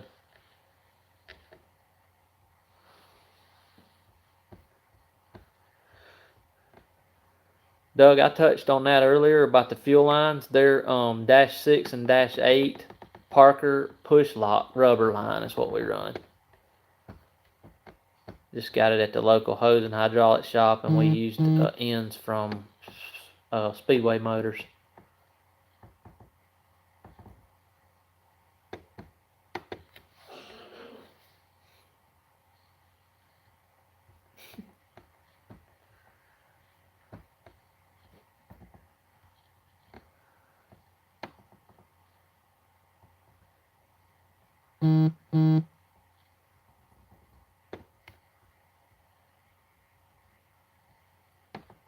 So for all you guys that always get into arguments with LS guys, a lot of people don't know this, but there's a lot more cars than just mine making good power on a 8.2 deck, stock block, and actually stock bottom end for that matter. Mark Miller went 8s in his, and there's some guys from up around Akron, Ohio that are flying. They've been low 9s. Several of those guys have, and they same thing. It hadn't been apart, so.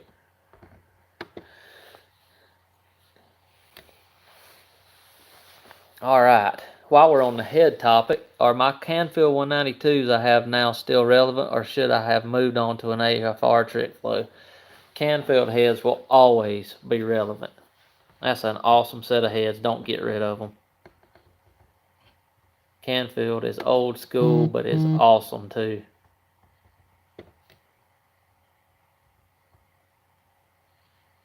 Sometimes it's hard to reinvent the wheel, you know. Canfield pioneered a lot of stuff back in the day. That's right, Gabe. Mark Miller's no joke. 890s and never had the oil pan off. That's flying.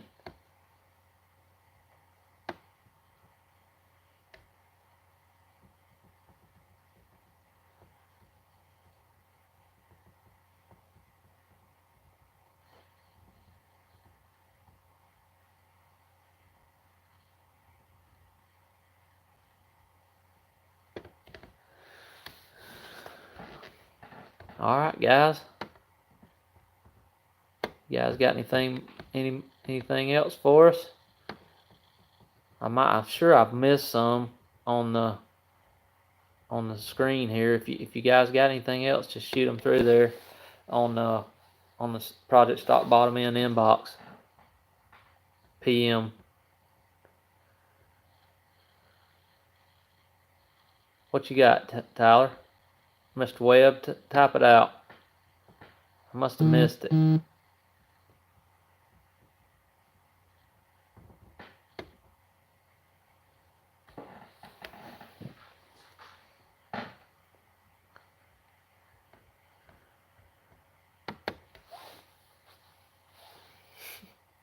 I'm scared to read it, Felix. Let's see. Did Aaron Burrow actually kill the stick shift game? Can you discuss what he's working on now? Yes, he killed the stick shift game without a doubt. 100%.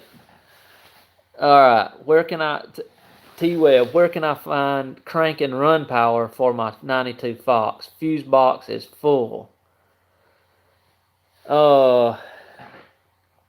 Crank and run power. So you basically rewiring the whole thing, or you gonna use a factory ignition switch, or how you gonna do that? I would say you could get your crank and run off of the starter solenoid there on the firewall. I would assume it's where it comes from the factory with a fusible link. Trying to get power to my Holly HP and dash. Okay. Yeah, I think I would just run a fused wire off of the hot side of the solenoid, starter solenoid. I think is what I would do. Saline 85-111 says, do I know Tony Rainers? I sure do. Tony's a great guy and knows how to make a stock bottom end live, with for sure. He's the man on a 9.5 deck.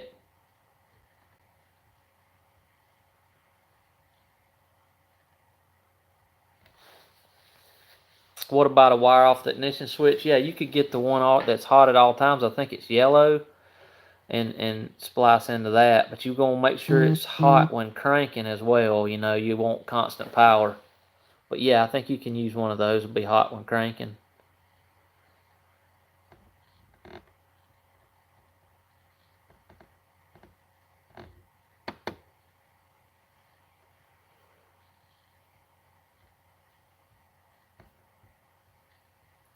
Did I run different gears with 26 versus 28? John asked. No, it's always had a 373 in it from day one. I've always wanted to try a 355, but I keep thinking it'll rip the clutch out. What is the best 302 short block? Man, that's a good question. I'm gonna say 91, and I'm gonna say that because my buddy Dan in PA ran a 91 for 4 years. Went 580s with it. Stock bottom end, GT40X heads, E cam I think, or maybe an F cam, and a Turbonetic 76 on an on-3 kit with Big Stuff 3. And the only thing that happened to it, it bent some rods right toward the end, but 580s is moving, and it was a 91, and mine's a 91. So if you're gonna do a stock bottom end, now they say the Explorer ones are really strong. I think that's what Mark's running, and he's been 890s. So that's kind of a toss up. I think they're all. I've had some engineers friends of mine tell me that it's just like the luck of the draw about how it's cast and did it have porosity and the metal content or this and that, and that's probably right because I guess, like I said in that video, I probably got one that was put together on a Wednesday when everybody was feeling good.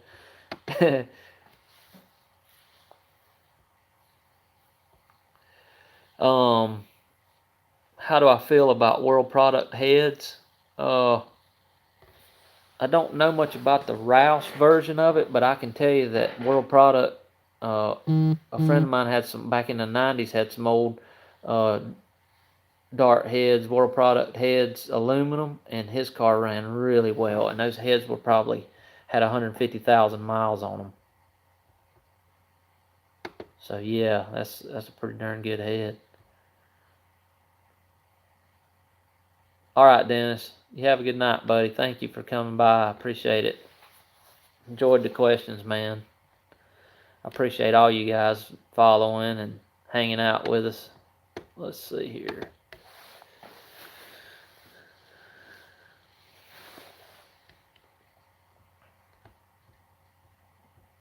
Yeah, there's not a thing wrong in the world with a cast iron head, Carlos. You probably got to be careful with them with boost and driving them on the street because they'll hold a little heat in. But, I mean, this fellow on here, Mr. Large here, he went faster than anybody just about with an iron head. So they can make some power for sure. But I think with boost and a stop block, you just be careful with the letting them hot spot and just be careful with your timing.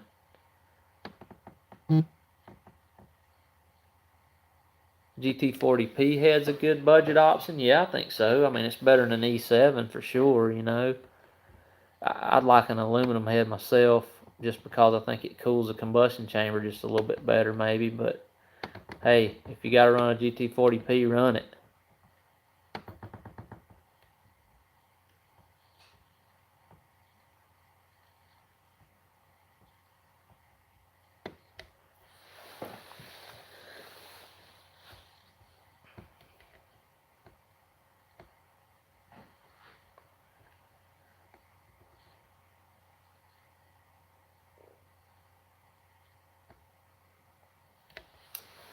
Let's see. There's a question wondering about speed density or mass air. Yeah, that's kind of a back in the day thing when you're running a factory computer.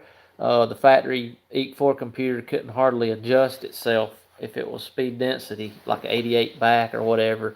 And if you put a cam or anything in it, it would just hunt and act crazy. So that's why the mass air will kind of soak up all that, So, but nowadays, most of your high horsepower stuff is speed density because the map sensor can pretty much read all of that and just perfectly adjust it on the fly. So mass air kind of goes out the window, for making big power.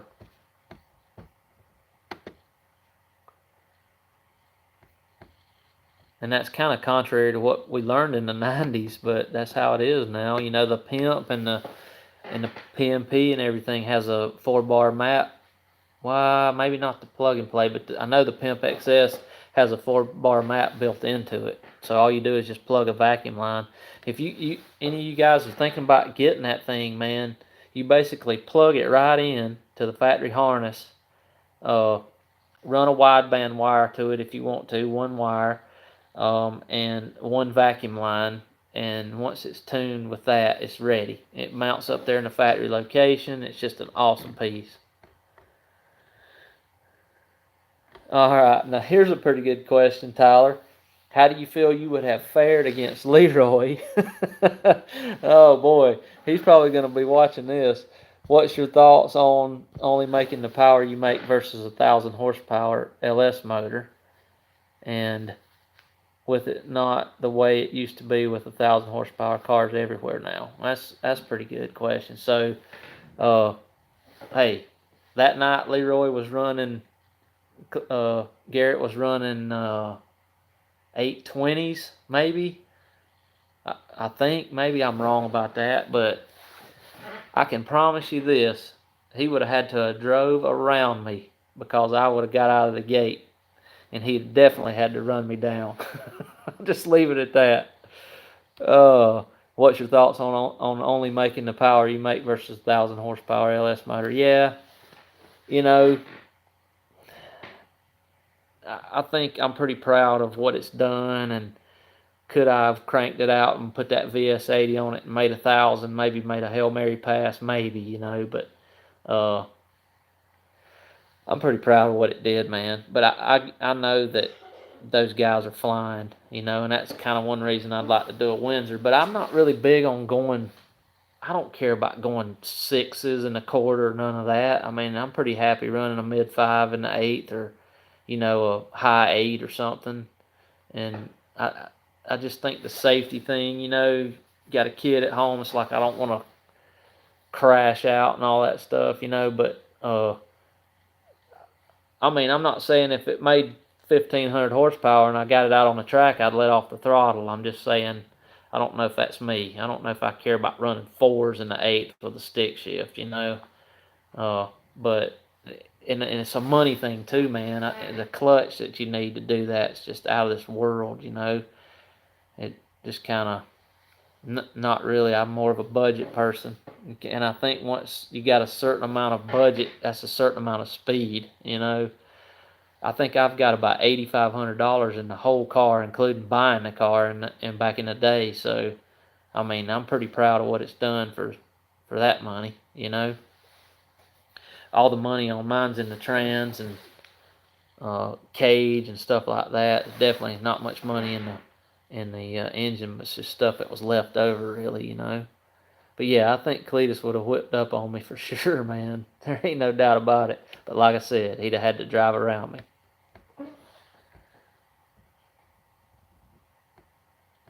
You gotta let go of the clutch when you see that filament start burning in that first yellow light on that Pro tree.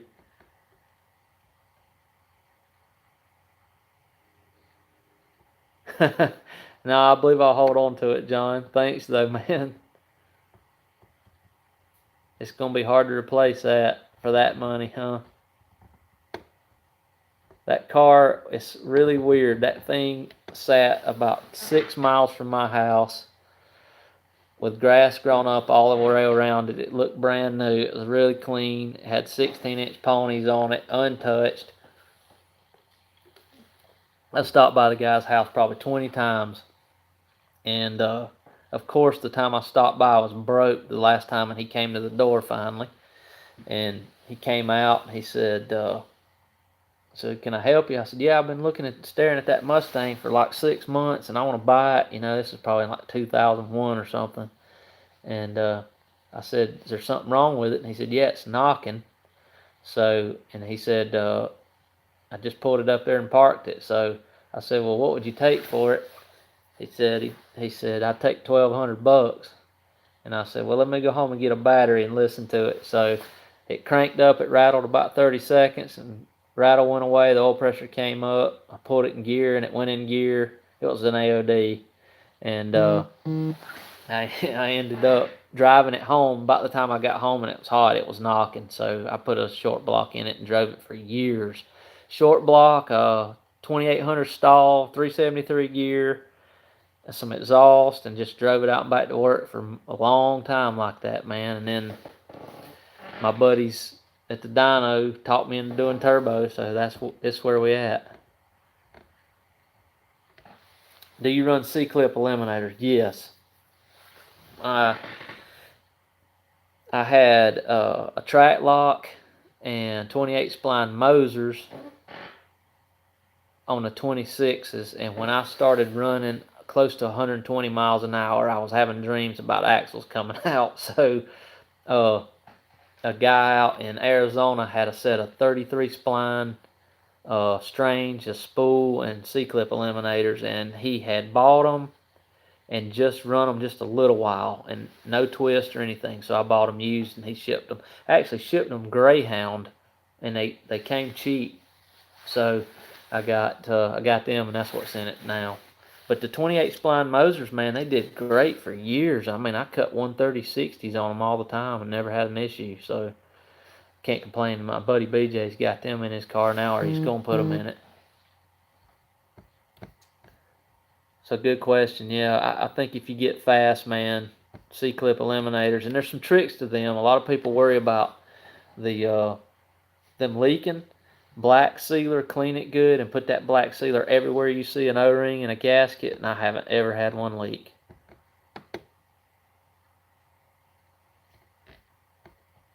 Felix says, tell all the people about good fuel E85. Yeah, I touched on that earlier. Definitely good fuel for the money, and it's everywhere around here.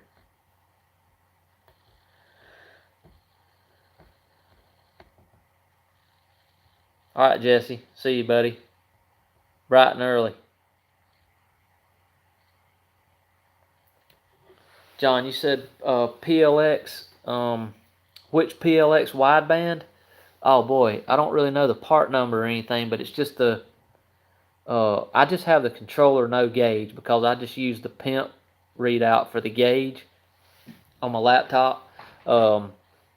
But it's just a little small PLX controller. I think it's like $160, maybe $130. But you can get the one that has the gauge too, and it's still fairly inexpensive. But any of those PLX widebands are good.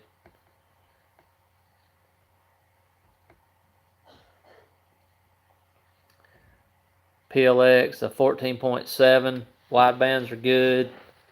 All those are good. Yes, Saline. Only one wideband, not two.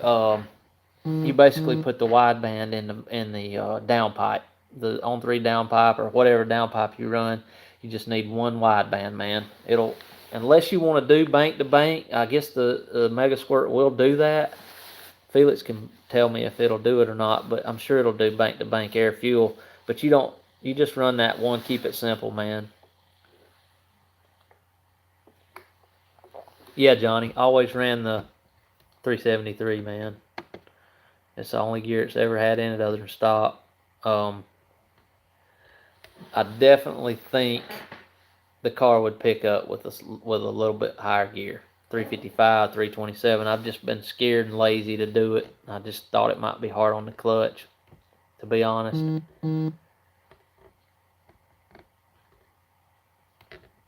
Thanks for the question there, Johnny. Yes, Pimp does do bank to bank. I thought it did.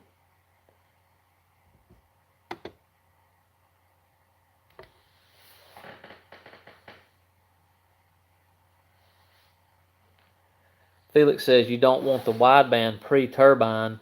That's what kills bank to bank. Makes sense. So you just really want one in the downpipe.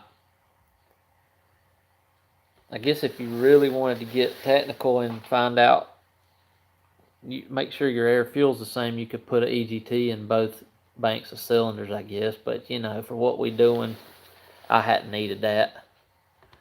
I think a good safe timing table, pull some timing. If the IAT gets up too high, you're fine.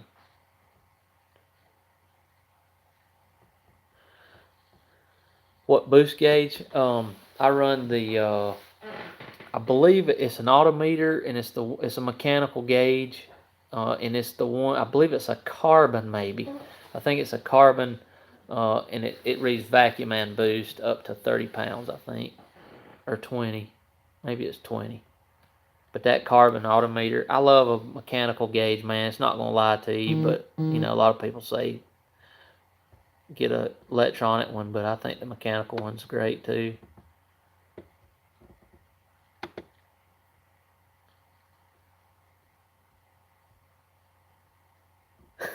Tyler, with all this social media fame, yeah, right. Have sponsors came knocking? Have you received any help? Stingers kind of definitely helped me out some, yeah, for sure. Um, and Tremec actually sent me some pretty cool stuff like banners and things to give out at the track, you know. Uh, um, but far along as sponsorship, I hadn't really had any. But I guess my buddy Rock Jose there that owns the dyno and Matt, they've pretty much definitely, it's been friends, man, more than companies, you know. Uh, they helped me with all the tuning and dyno stuff. It's like if you tried to, I tell you a funny story, not to bore you, but this is crazy. So we went to the track one day on 60-pound injectors and went fives and blew a head gasket. And I hadn't told a bunch of people this, but you can find it out right here. We scrambled around and put some gaskets back in it. The 60s were just done, so we put some 80s in it. Well, that changes the whole tune, of course, you know. So it's probably 1 o'clock in the morning on a Friday night.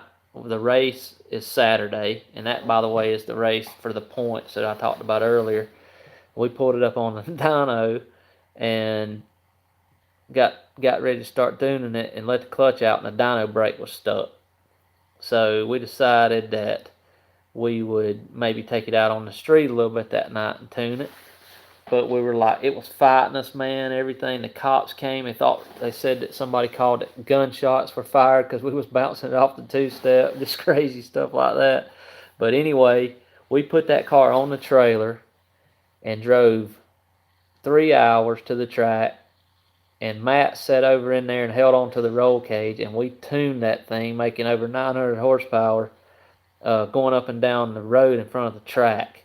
And I was in like fourth gear, man, and you know, spinning the tires at a bunch of mile per hour. And he'd be like, okay, that's good, that's good. But we ended up going the fastest time it's ever been by street tuning that car that night. Matt sat over there with the keys. I wouldn't have rode in that car for $1 million, but I guess that's just friends helping out big time, man. It was a long day, but it was a good day. But anyways, like after that, we got the dyno fixed and put it up on there, and that's when it made big power at that level with those 80s. But yeah, man, and all my buddies, you know, up in Asheville that weld, Aaron and his dad and JR and all those guys helped me put the cage in it, and a bunch of my old buddies around town here, they early on helped me do like subframes and weld up the rear end and all that stuff that I'm terrible at. You know, they helped me do it, and that was awesome. But my buddy Matt and Josh and Curtis, all them guys, man, they come over and get them some pizza, man, and they'd stay and hang out and help, you know. So the friends have been better than any company sponsor ever could be, I guess, at this point, you know, which not saying I wouldn't take some help, but Byron's been good to us over at VS Racing, you know, and EFI Analytics and those guys at Stinger Performance have been real good. Will the Pimp XS be close by auto tuning? Well, then again, I'm not a tuner. I think it's super important, at least the first time, to don't even use that. Don't even turn that on and get it running like you want it by manually tuning it, just so you'll know. And then you can turn on the auto tune while you're driving, and you target, say you want it to cruise at 14.7. Then the whole time it'll do just like a stock factory computer. It'll try to target that, you know. But I wouldn't let an auto tune feature. Now, this is just me talking, and I might be wrong about this, but I don't think I would let the auto tune feature sell me the ECU. I just don't. I don't think that's the right thing to do. I think if you're going to do a standalone, either have a good local tuner that's good at it, like luckily I have, or learn it yourself, and then maybe use the auto tune feature. What you think, Felix? You still here?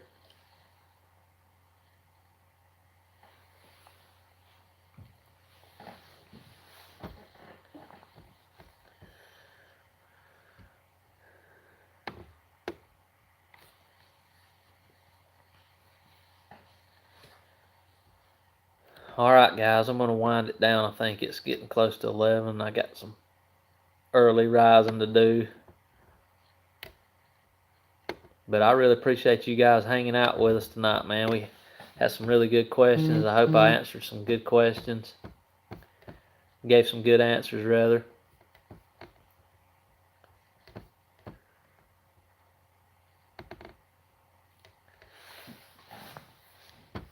Yeah, Felix says back to the auto tune thing. Let's see what he says here. Don't rely on it, but it's great for drivability. Yeah, so that makes sense, man. Just try to learn to tune it, but then later on let it fine tune when you're driving around the street. That's a good idea.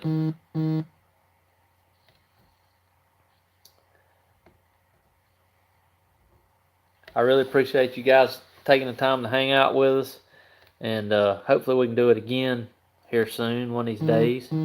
And good catching up with everybody. I've seen a lot of people on here I hadn't talked to in a long time, and hope everything we touched on might help you just a little bit. Didn't bore you to death.